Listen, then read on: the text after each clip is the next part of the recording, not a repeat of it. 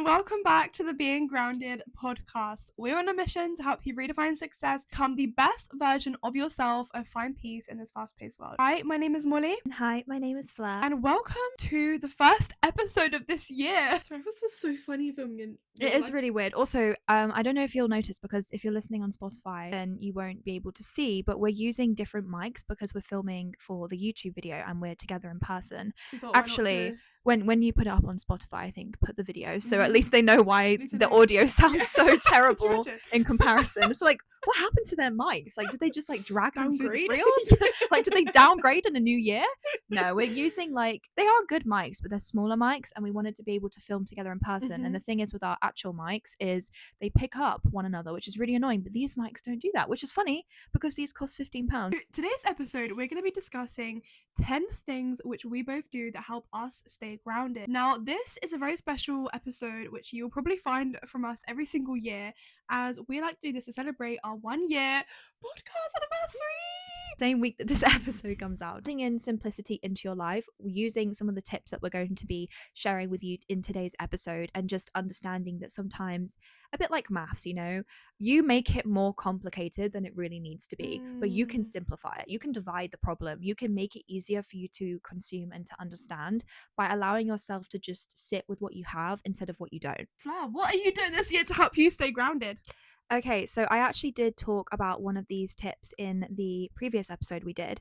I've got as number 1, simplicity of life and enjoying the magic of life / romanticizing the mundane. Sorry, I'm just looking at my notes, but it's like, was she looking down at her lap? Like, romanticizing the mundane. No, but yeah, so simplicity of life. I just think that 2025 was a great year of healing for me. And in this year, within 2026, I want to be able to tap into my higher self while also just allowing myself to take all that is around me. I was literally deeping it yesterday when it hit 2026. I just thought, like, time is so crazy. Like, it is the end of the year and a new year so quickly. And before you know it, you're already trying to be a better version of yourself, trying to almost start an entire new book. But it's all right if you don't do that. Like, it's all right if you just carry on. It's all right if you just keep being the person that you are today, because what's wrong with that version of you? I feel like there's this massive pressure to be a better version of yourself or to make your life something that it isn't. But it's all right to just simplify it and just be okay with who you are today and the life that you're living today, because that's valuable in its own way. So I am actually going to be making a YouTube video about that, which will come out next week. Wow, I love that. I think incorporating simplicity into your life is something which not many people do, because I feel like, and we spoke about this before, I don't know whether on the podcast or just in our conversation, how this world is so fast paced. Like, you genuinely can't catch a break. This world is just always moving by. Next thing. New year, what's the next thing you want? New month, what's the next thing you want? Like, you don't get time to actually just be still and do nothing, and the damage that does for your brain is insane. Like, us as human beings, we aren't designed for hustle culture. We're not designed for like getting up and like literally trying to slay the day, working from like 4 a.m. till like 10 p.m. at night. It's just not what we're designed to do, and I think a lot of simplicity gets lost in hustle culture. I'm not saying there's nothing wrong with grinding towards your goals, there's nothing wrong with hustling towards your dream, because at the end of the day, how else are you going to achieve them? However, it's also about finding the balance. Hence why we actually made this podcast in the first place, because me and Fleur both realized that, especially in the self-development industry, in the self-development world, it's very much like hustle, grind, you don't stop for nothing, you keep on going. But there's a gap. Yeah. Like, there's a gap between being grounded, which is what the podcast is about, and being a businesswoman or a businessman or business individual. You can have them both. Yeah, you don't have to, like, and that's what we realized, a lot of self-development is that, whereas like, and you kind of don't get the happy medium. You either become like very spiritual and you do that, or you become like hustle and you don't have time for that. But you can align them. Like, the two go hand in hand if you master it. You can have what you want, but you can also be who you want, and you can also like have time for yourself, because at the end of the day, when we inevitably die, sorry, it's a bit morbid. Happy New Year, guys. You keep doing this. You literally did it last episode as well. I think about it a lot. But like, when we die, stuff that we leave behind in this world, be our money, it will be our business, it will be our stuff like this. The things we take with us are our memories. The things we take with us are the things that we cherish, like love, and the thing, the sorry, how I'm getting very poetic. Like You're getting very poetic, and I'm just looking outside at the window. Look at that view. wow. It's so pretty. I've got a window, guys, and it looks out to the forest that's right outside my house. And it's That is cotton candy so. sky with like an aeroplane Oh line. my And god, I didn't there's even see another that aeroplane in part. the sky. Oh my god, What it's the hell? stunning. Okay, I'm gonna get a picture of it for you guys. I'm gonna put it here so you can see. That actually leads me on to my tip of how I like to stay grounded, which I think is very important, and that is spending time for yourself and slowing down. Literally just spending time with yourself, taking out even just like 5 or 10 minutes a day for you to do nothing. No phone, no distractions, no people, just you. Like just you recharging your batteries, just you getting your own time. You know what that was reminding me of? What? Not me, not Hermione, you. Not me. Not Hermione, you. To be honest, It's literally giving the same vibe. not to anyone else, not to your phone. Yeah, just spending time alone, having a bit of me time is what is the most essential for grounding. Even just like having a bath, like my mum has always been the person where she will, like, every evening she has a bath, and that's just her way, especially as a mum as well, because I can't speak for being a mum because I'm not a mum, but I can just imagine it being so, like, you don't stop. Chaotic, Yeah, like you don't stop, especially when your kids are little. Like, you wake up crack of dawn, you don't go to bed until late because the nighttime is only time you have for yourself. So she's always had a bath. Now I suppose that's always been her way of like having her own time. My next one is, she says, looking down at her notes, being the artist instead of the consumer. So, hi guys, I'm a poet. Gonna plug in my work. Poet, and I guess you could say a short filmmaker. Go check out Statue. I really do need to start plugging that more. Something that I love to do is to consume other people's art, but not also art, just self-development. Like mostly I am consuming. And I want to be the artist. And I feel like partly how you can be the artist is just being okay with being seen. And the only way that you can be okay with being seen is being okay with being seen. And with yourself as Yeah, well. being okay with yourself, knowing that you've got something to share with the world. And that's valuable. Believing in yourself. Exactly. Because I think for the longest time, I used to think that my poetry was basic and that people wouldn't relate to it, or that it was too hard to understand or too easy to understand, that there wasn't a happy medium, that I wasn't going to touch anybody's heart.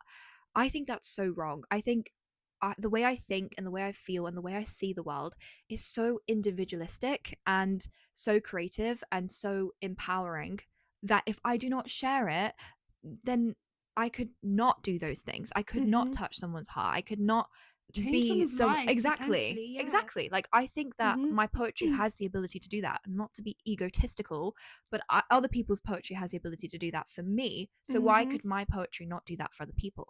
And I feel like sometimes in order to be okay with being seen, you have to know that people are going to take it the wrong way.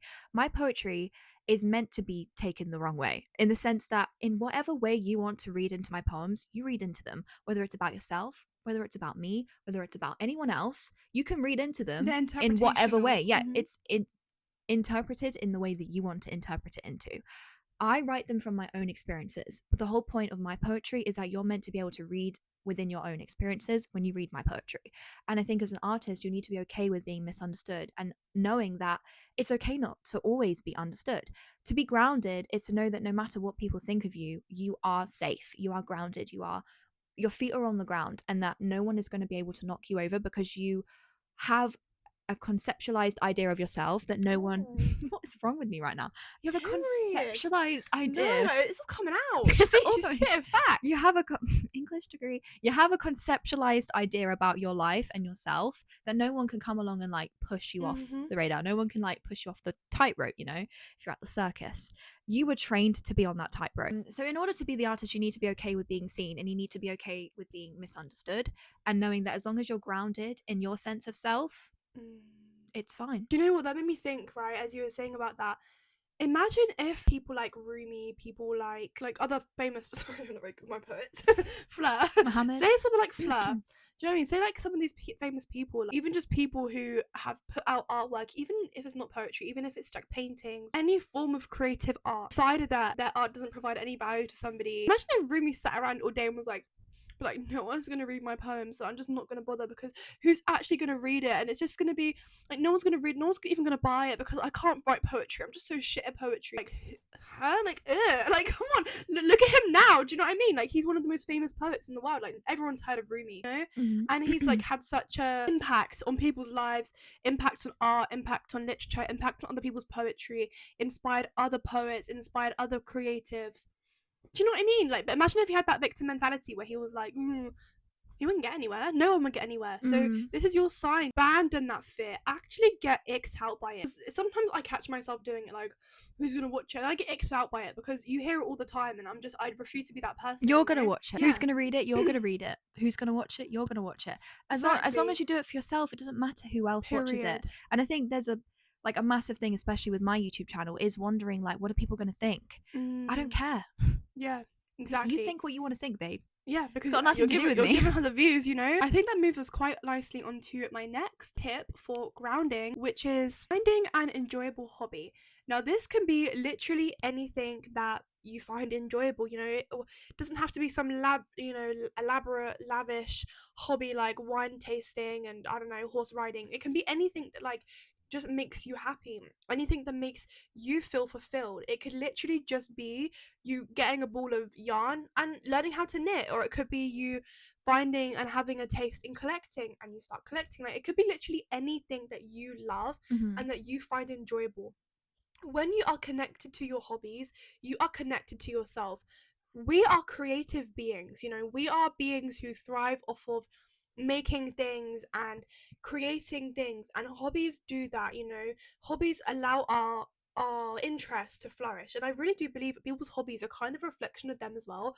Like, you can tell a lot about a person by their hobbies. When you love yourself more is when you start to fall in love with your hobbies, because you are finding ways to use them which helps you stay grounded, which then in turn, if you want to go and achieve a life that you want, you know, go and achieve your goals and achieve your dreams by allowing yourself to be grounded, enhances your productivity. Allowing yourself to enjoy things, again, creates balance. So really and truly, just find things that fill up your cup, find things that make you happy, whether that be through a hobby or whether that be through something you enjoy, you know. Also as well, finding and enjoying your hobbies more also makes you more susceptible to finding and creating new connections. For example, if I did not like self-development or Tamcore or books or reading, I would not have met Fleur at Tamcore's book signing. We would not have been doing this. When you have a hobby, when you find something enjoyable, when you find something interesting, you naturally create more connections in said field. You know, I remember being it's quite embarrassing. I remember being 15 and I learned how to knit and I loved crocheting.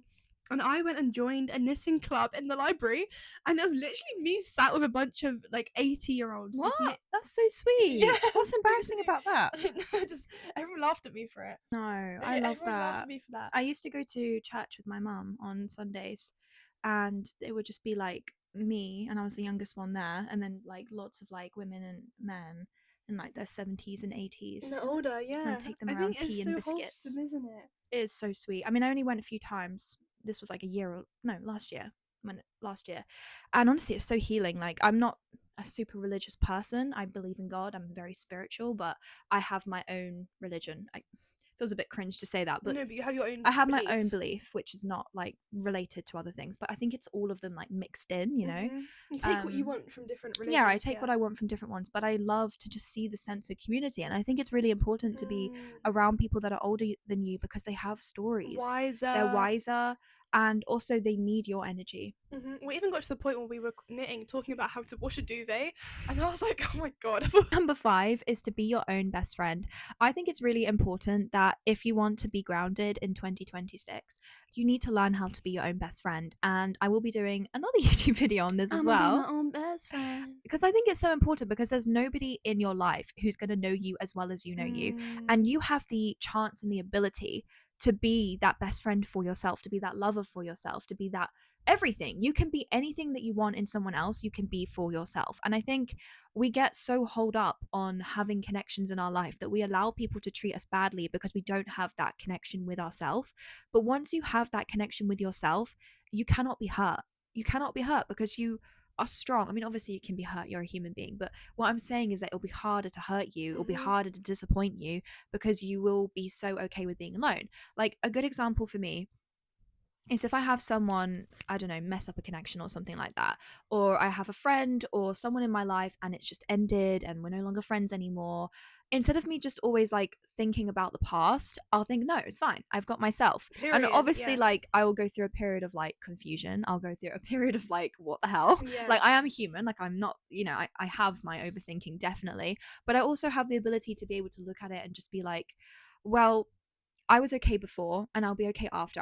I was okay during. Like it doesn't, nothing changes it. And I've had so many like experiences in the past year where I've like lost on friends, specifically like uni friends, and I've had to like walk away from friendships that weren't No serving longer me. serve you. Yeah, and I always hate saying that because I always feel like really egotistical saying that. When I say like it no longer serves you, I'm not saying that that person is there to serve you. I'm saying you should be serving each other. Mm-hmm. And I don't think serving is really the right word. I think we've used that a lot in this generation. I think it's just showing Like up for, aligning. yeah, No just longer aligning aligned up, to. aligning and then showing up for the other person. Like I'm always doing that. I'm always serving. Mm. Trained waitress. I'm always serving. I'm always there. I'm always showing up. It's usually that the other person is not doing that for me. And I have always been okay with just like getting on with it and being fine with it. But now it's like, if you cannot be the person that I deserve for you to be in my life, it's safer and more protective for me to just walk away and know that that connection I can Mm. find in myself anyways. And if it's not the right time, then that's fine. And if you're always waiting to be, I said this in my previous video, but if you're always waiting to be first best to someone else, you're never going to be. You'll always be Mm. second because you cannot be first best in someone else's life, but you can be in yours. And so why wait to be first best for someone else when you can be Mm. first best for yourself? And I feel like a lot of these things can be considered very selfish, but I think it's like it's not. Like in the wrong eyes, it can be considered selfish. Mm. But why is it that we've labeled protecting ourselves and defending ourselves and showing up for ourselves and respecting ourselves as selfish? Like doesn't that just go to show that in this society we think that if we're not literally slaving at the feet of other people that we are being selfish? Mm. I think that's just sad. Literally, it's so true. Sometimes society makes you feel like you have to bend over, snap yourself in half. Now, I'm not saying go the extra mile because I do believe that relationships are supposed to be hard in some extent, like it requires effort, you know what I mean? Like you can't just have an easy friendship, you can't have an easy relationship because it requires effort, you know what I mean? It's not going to be something that you just like have and blah blah blah. No, like it does require time. It requires sacrifice, it requires dedication. But at the same time, you should not have to break yourself, bend over in half and snap all your limbs, right? To put it into brutal context. Yeah, it's getting violent. Bend over and lose all your Limbs. organs. Your skeleton's coming out. It's true though, like you shouldn't have to do That's that exactly how it in feels. order to have or try and earn somebody's like thing in your life. Like if they don't want you in their life, it's gonna be very obvious. If it's gonna be obvious through the way they treat you, the way they show up for you, how they communicate with you, if they communicate with you. It's gonna show up in very different ways. And sometimes you just know. Sometimes you just know, like sometimes I think, yeah, like this person doesn't really give a shit. Do you know what I mean? And I'd rather have meaningful relationships, meaningful connections over like just half-assed fake ones. Next one is daily movement and prioritizing your daily movement. For me, this has been a big one. Like I am trying to ease myself into being more involved in the gym and more involved in like more fitness habits that I want to incorporate, like Pilates, yoga. Of course, it's hard, right? You can't just go from all to nothing to everything. You have to build it up. And I always find that just even moving my body, maybe that could be a walk or it could be stretching or even just like getting up out of my bed and just moving around the house, like just moving your body good just to help clear your mind, boost your creativity, boost your productivity. There's so many studies on this anyway, but I just think for the sake of regaining my energy, sometimes you can feel so slumped energetically and you can feel so like just drained and low. Maybe it's because you need to just move, just go on a little walk, clear your mind, think about things, maybe put on some music, feel good playlist, maybe listen to a podcast, or maybe just be by yourself in nature and just really think about think about life, you know, just be with yourself and just get that bit of movement in. And that is a good way just to get a bit of exercise as Mm-hmm. well as just kind of trying to create that habit. Yeah. Okay, that leads me on to number 7, which is to do meditation and journaling. I keep saying this to myself and I need to get back into it. I actually haven't done this yet, but I need to do my habits on my phone, but not to be that person, but my New Year's is going to start on the 6th of January. Only Why? because, well, because today Such a random day. no, because today I've not been able to do it. Tomorrow I'm working, Saturday I'm working, Sunday I'm with my family, and Monday I'm working. So Tuesday, the 6th of January, is the first day that I actually get Oh, to I go to the gym, see. go to my new Get back gym, in, get into your actually get habits. into my habits. So although I'm gonna like show up for myself as much as I can, when I'm working, I'm not gonna lie, like my You don't have the energy my to habits do. kind of go out the window, Yeah. especially because I'm revising for my exam that I still haven't had yet, but I'm having next week. So it's like my mind is literally just focusing on that. And I think I really do want to be able to sort out my habits in this new era of my life. So I am going to have them on my phone. And one of my habits that I want to get back into is meditation. Now, I will say I've been very good with my journaling. I do it almost every single day. And I feel like that's not something I need to stress because journaling is You're how, consistent with yeah, it. I'm very consistent with it. And I used to be a lot more, but again, I wasn't working. So it was easier for me to do that. Like uni is stressful, but it's not the same kind of stress as like having a job is.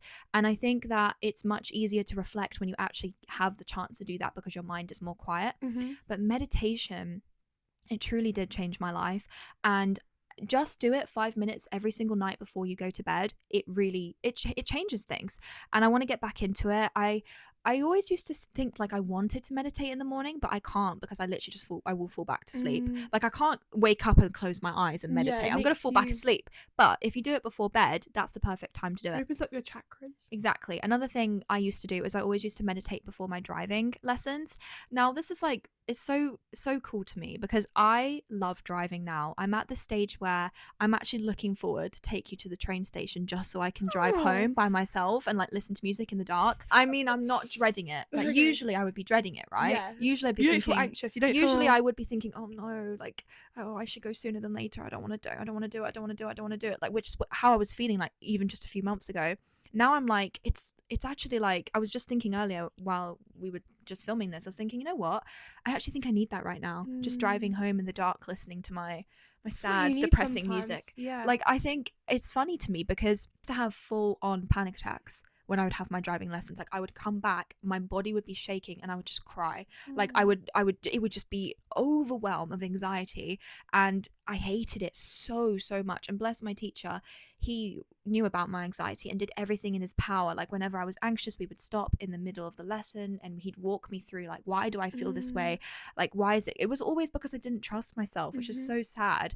Like I always didn't trust my ability. I didn't trust that I wasn't going to make a mistake that was going to cause something dangerous to happen. And I think when you truly trust yourself, your anxiety gets a lot better.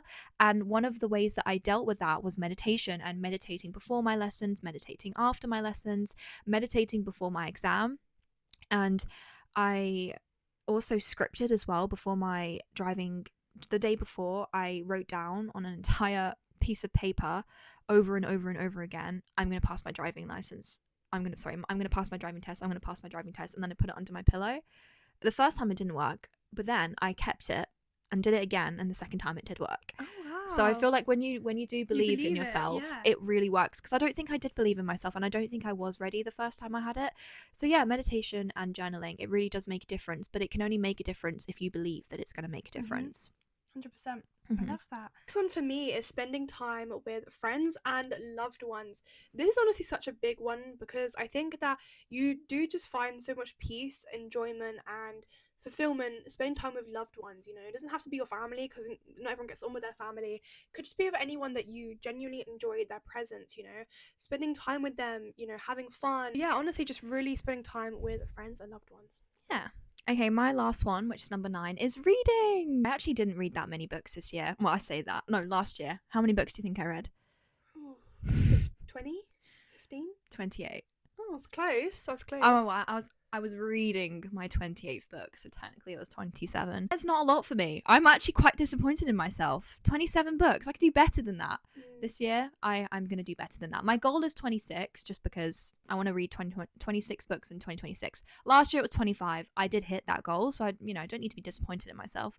But I haven't read a book in a few months, which is kind of sad.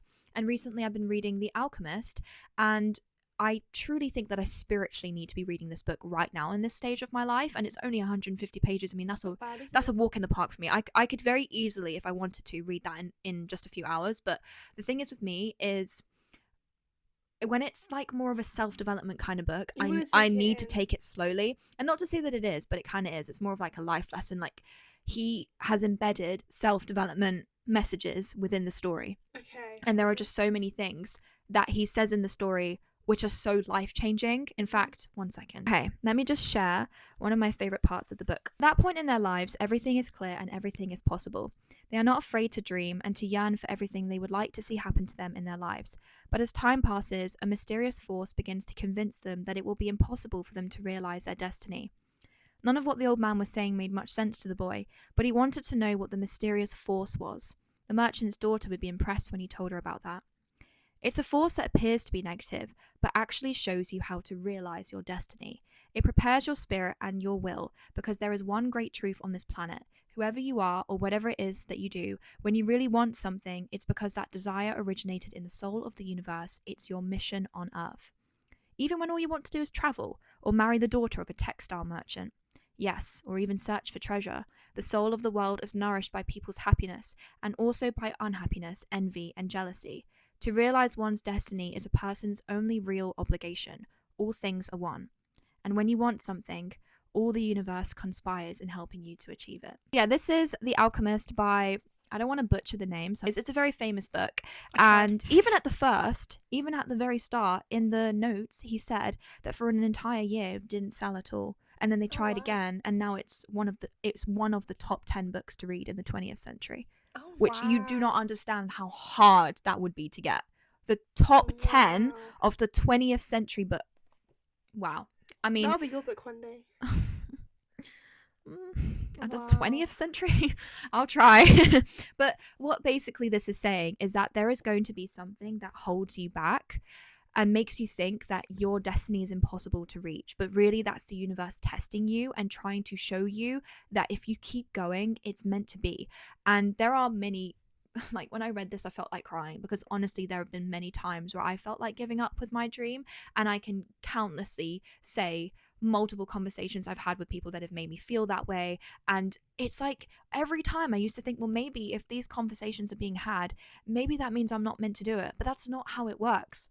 Literally, as it stated, the universe will do everything it possibly can to make sure that you are meant to be the person that you're meant to be. And I would not know that if I didn't read, if I didn't consume, And I just think that reading really does change you as a person. It helps you to be more knowledgeable about the world. It helps you with your language and the way that you express yourself. And more than anything, it just gives you the chance to see yourself in characters and to almost escape the world, like escapism. As a reader, I love to be able to escape, and usually people that read books, like they want that, they want to be able to be in another world. And I think so much of my time are memories from books that I've read. Like when I think of my time, I think of the stories. I don't think of my time. I think of stories that I read and how they shaped me and how I saw myself in those characters and those worlds and the language. Like, I want to be that for someone one day. And I think you can only do that if you allow yourself to like almost be the reader. And I think it's important. So yeah, that's going to be my last tip for today. This is not as interesting as Fleurs, but my last tip is morning light exposure. So really just like going out as soon as you wake up in the morning, exposing yourself to sunlight or just outside before your phone. This is so important for your energy. It's so important for your brain conditioning. You're definitely exposed in light. Yeah, you definitely are. I leave all my windows open in my room so that I am literally blinded. I really like it though. It's kind of uncomfortable. Like when you want to sleep in, it's not actually that nice. No, when you want to sleep in, it's not. But like it is nice though. Like This morning it was really nice. It's pitch black in here if I closed all of these blinds and that curtain. At least you got... I get terrified. So I like the moonlight coming into my room when I sleep. Oh, I see. But sometimes it's a bit too bright. But in the morning when I get up to go to work, it's still pitch black because it's not daytime yet. I wish it could be like that when I actually need to wake up. But that's how I expose myself to sunlight. Like I don't actually... Even just leaving your curtains open. Yeah, we don't mean Obviously, like step outside. If you have no privacy, maybe don't leave your curtains open when you sleep. Just obviously some guy just peering through your window. But like actually kind of exposing yourself to the sunlight, exposing yourself to the outside frequently is gonna be something that will again help ground you, something that will help just align your energy more and just kind of help you focus for the rest of the day. Because it just gives you energy. You know, we're very, like I said a minute ago, we're very connected to nature, and especially the sun. There's also studies that show the sun's energy and stuff like this is really good for you. So definitely give that a go. And yeah, that leads us to the end of this episode. I feel like it's kind of funny because now I'm about to say, before we end off the episode, we're going to share one thing that we're doing this week to stay grounded. But we just shared 10, but we'll do it anyways. Okay. What are you doing this week? Might go on my morning walk. Might go and expose myself to some morning sunlight. Yeah, do it. I'm going to be spending time with family. So I'm going to my dad's house on Sunday. It's literally for a day, unfortunately, because I've got work the very next day and the very day before. But to be able to just spend time with my sister, who I haven't seen in a while, and to be able to spend time with my family. So yeah, that's what I'm doing, spending time with family, spending time with friends, which is what I've done today, and even going into the new year, spending time with friends. And yeah, but if you enjoyed this episode, then let us know down below in the comments, whether it's on Spotify or YouTube, one thing that you're going to be doing to stay grounded in 2026. Also, thank you again for always watching and listening. We know the real ones are somewhere out there. we'll be there somewhere. And we love you. And that brings us to the end of the episode. We will see you guys next week for a brand new episode to kick off 2026. Bye.